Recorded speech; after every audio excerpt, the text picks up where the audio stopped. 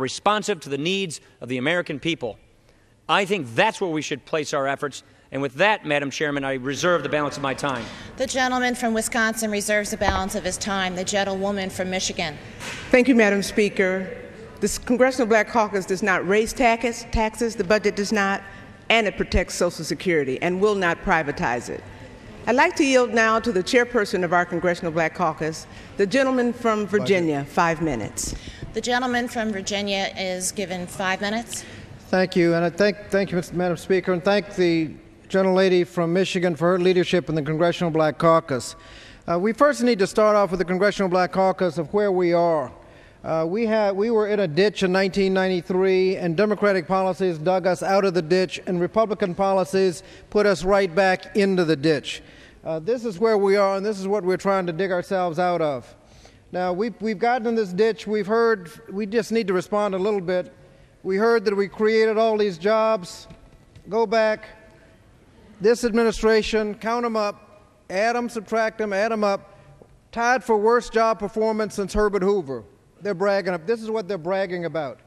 They talk about economic growth, the Dow Jones Industrial Average for the last, in 4-year increments. This administration, 6 years, hadn't done what anybody since 1980 has been able to do in 4 years.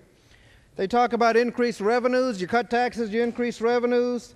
Since 1960, only 2 years did we not set a brand new revenue record, and then we set a new record the following year until we get to this policy. We've gone 6 consecutive years without a new record revenues, 3 consecutive years in decline. That has never happened since they started keeping records in 1934. What we do is we repeal part of what got us in the mess. This is one of the tax cuts we repeal. And you want to look and see, we call it tax cuts for the wealthy. They get mad, but this is who gets $20 billion $20 billion tax cut that we repeal. Over $1 million, 200,000 to $1 million, 100,000 to 200,000. Under that, zero. This is what you get. This is one of those that we repeal. We're able, after we've repealed that, we use part of it for fiscal responsibility. The Congressional Black Caucus deficit is better than the president's deficit every year. We go into surplus, we balance and go into surplus in the 5th year. In fact, we save so much money that in the 5th year, compared to the president, we save $14 billion in. The gentlewoman is correct. In the 5th year, we save $14 billion in interest alone compared to the president. Now, we use the rest of that money to address our priorities: health care that we'll hear about, education, veterans, justice, making our communities safer, diplomacy. Madam Speaker, just to close, let's see what we would have to do to go from the Congressional Black Caucus responsible budget to the president's budget. We would have to cut $150 billion out of education. We would have to cut $100 billion out of child care, eliminating the promise of health care for all children, putting 9 million children out in the street without any health care. We'd have to whack $42 billion out of the veterans budget and many other priorities that we're going to describe in a few minutes. Then we'd have to borrow $339 billion mostly from foreign countries in order to fund tax cuts that primarily benefit that portion of a family's income over $200,000. That portion of your income under $200,000 virtually unaffected, to fund the tax cuts that put us in the mess that we're in. We'd have to cut education, health care, veterans, and other things, and then borrow $339 billion from foreign countries. That's a bad choice. Fiscally responsible and address our priorities. That's the Congressional Black Caucus budget. We're proud of it, and we'd hope that you will support it. I reserve the balance of my time. The gentleman yields back his time. The gentleman from Wisconsin. Madam Chair, this time I'll reserve the balance of my time. May I inquire about the time allotment remaining between the two parties? The gentleman from Wisconsin has 12 minutes remaining. The gentlewoman from Michigan, 15 and a half minutes. The gentlewoman from Michigan. Thank you, Madam Chair. At this time, I'd like to allow 2 minutes to our medical doctor in our caucus from the Virgin Islands, Congresswoman Christensen. How much time? 2 minutes to the gentlewoman is recognized for 2 minutes. Thank you, and I ask unanimous consent to revise and extend my remarks. Without objection. Thank you, Madam Chair. Thank you, Madam Speaker. Unlike the Ryan budget, which cuts just about every important health program and would hurt working families, we have a good budget in the Democratic base budget. But because it doesn't restore funding drained from this country's needs to provide tax cuts to the wealthiest American, it can't go far enough to meet the needs of the poor, rural families, African Americans, and other people of color, which have been neglected for far too long. After the war and tax cuts have created huge deficits and unprecedented debt, after corporations and the rich have gotten theirs, the neediest in this country are being told to wait. We are not willing to wait anymore for a decent education for our children, for quality health care, for adequate housing, for communities with clean air and water, or for jobs. That is why the CBC budget is so important. With the additional funding, it creates the environment for healthier families, for healthier communities, and for a healthier nation.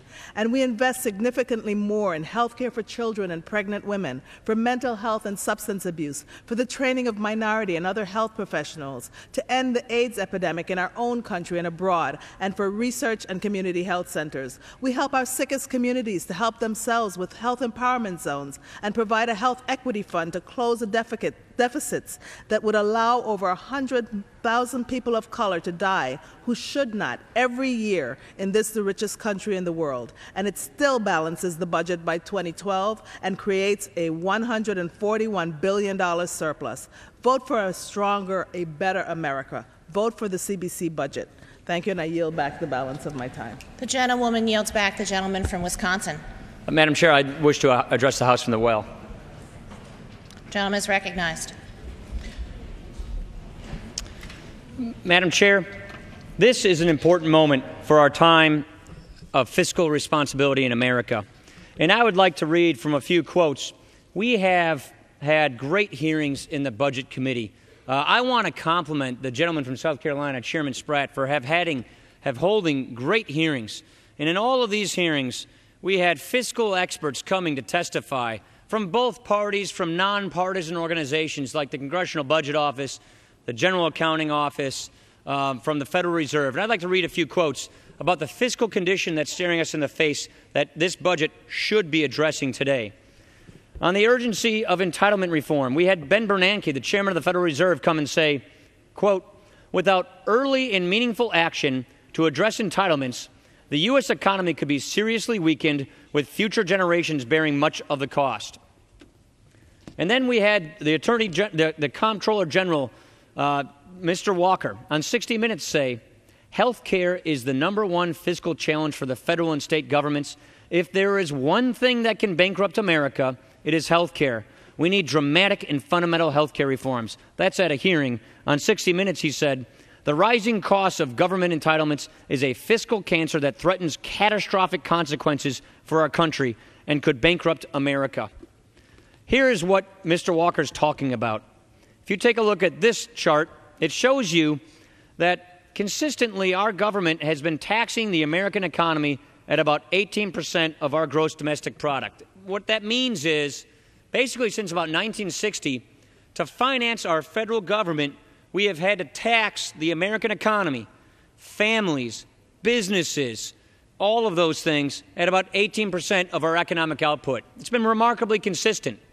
But because of the unsustainable growth of government spending programs, of our entitlement programs, they are growing at such a quick pace that by the time my 5, 3, and 2-year-old are in my age bracket, they will have to tax the American economy at 40% just to pay the bills. Let me put it another way around, Madam Chairman. We have very important programs. We call them our entitlement programs. They meet critical missions of the federal government. But when they were set up, they made sense at the time the way they were financed. We call them pay-as-you-go. Current workers pay current taxes, particularly payroll taxes, to pay the benefits for current retirees, for current beneficiaries. Worked fine for many years. Not now, though. Because as the baby boomers begin to retire, which begins next year, we will double the amount of retirees in this country, and we will only increase the amount of workers coming to this country by 17%.